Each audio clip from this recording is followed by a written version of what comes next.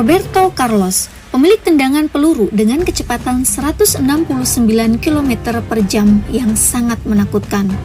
Hampir seluruh dunia mengetahui bahwa Brasil merupakan surga penghasil bintang-bintang kelas dunia.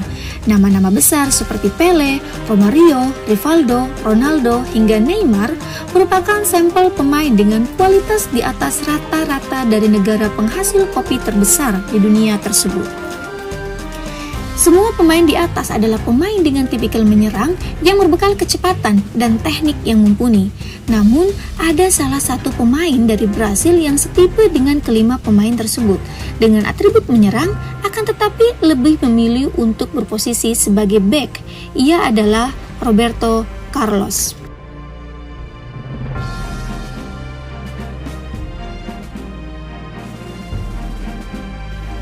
Roberto Carlos memiliki kecepatan, dribble, teknik, serta tendangan keras yang membuat dirinya menjadi sosok pemain belakang yang komplit dengan kemampuan bertahan dan menyerang yang hampir setara. Bahkan, tembakannya mampu menembus 169 km per jam.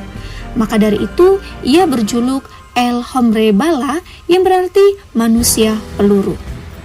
Selain itu, ia juga merupakan eksekutor tendangan bebas yang jitu. Aksi paling fenomenalnya adalah banana shot yang dilepaskannya saat Brasil berhadapan dengan Prancis pada ajang Tournoi de France yang merupakan ajang pemanasan menjelang Piala Dunia 1998 tersebut. Ia berhasil membobol gawang Fabian Barthez setelah tendangan melengkungnya melewati samping kanan pagar betis dari tim ayam jantan.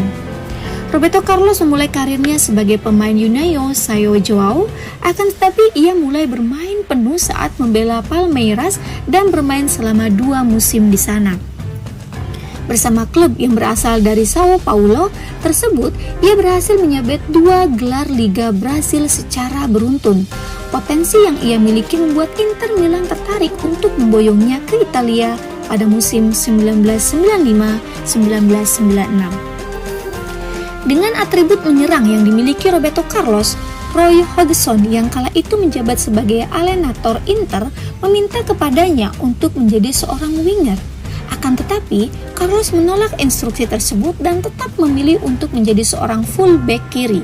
Hal tersebut merupakan salah satu alasan mengapa Roberto Carlos hanya bertahan 1 musim di sana.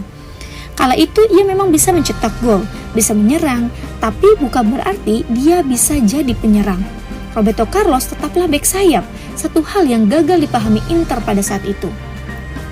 Di Inter, mereka menempatkan saya di posisi penyerang sayap, bahkan sebagai striker, ujar Roberto Carlos dikutip dari Marca.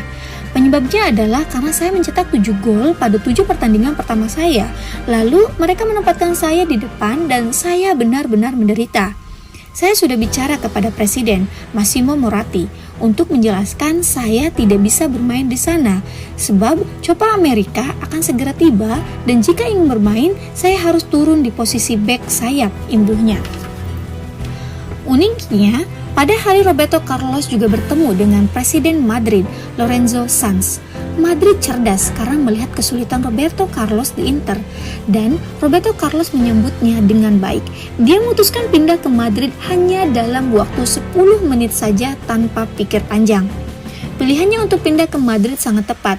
Ia dipasang Fabio Capello pada posisi favoritnya dan langsung menjadi pemain reguler di klub ibu kota Spanyol tersebut. Bersanding bersama Fernando Hierro, Rafael Alcorta, dan Christian Panucci sebagai bek for Madrid. Roberto Carlos sukses meraih gelar La Liga pertamanya. Selama 11 tahun membela Madrid, ia telah meraih berbagai gelar prestisius baik dalam kancah domestik maupun internasional. Trofi La Liga, Copa del Rey, Liga Champions, UEFA Super Cup, dan Piala Interkontinental adalah rentetan gelar juara yang berhasil direngkuhnya. Sementara itu, ia memutuskan untuk pindah dari Madrid setelah kontraknya habis di akhir musim 2006-2007. Roberto Carlos sempat akan hijrah ke Chelsea, namun di akhir kesepakatan gagal dan akhirnya melanjutkan karirnya untuk bermain di beberapa klub seperti Fenerbahce, Corinthians, dan klub terakhirnya di Anzi Makachkala di akhir musim 2011-2012 sebelum ia memutuskan pensiun. Tak hanya di level klub, Roberto Carlos juga berhasil menuai kesuksesan bersama timnas Brasil. Meski gagal di partai final ajang Piala Dunia 1998, ia berhasil meraih trofi paling prestisius tersebut 4 tahun kemudian di Korea Jepang bersama dengan Ronaldo, Rivaldo, dan Cafu. Selain itu, Roberto Carlos juga pernah membawa tim Samba merengkuh gelar Copa America 1997 dan 1999. Kemampuan pemain yang lahir pada 10 April 1973 memang jadi keunikan tersendiri, mempunyai potensi besar sebagai penyerang, akan tetapi tetap konsisten di posisinya sebagai pemain belakang. Sedikit mengenang memori masa lalu, kala bermain video game Winning Eleven di akhir tahun 90-an, tak sedikit dari kita menempatkan Carlos sebagai penyerang. Hal itu diwajarkan karena kemampuan yang dimiliki Carlos mendukungnya untuk mengancam gawang lawan melalui tendangan dan aksi individualnya. Ya, terkecuali bola-bola duel udara. Itulah kisah pemilik tendangan peluru, Roberto Carlos.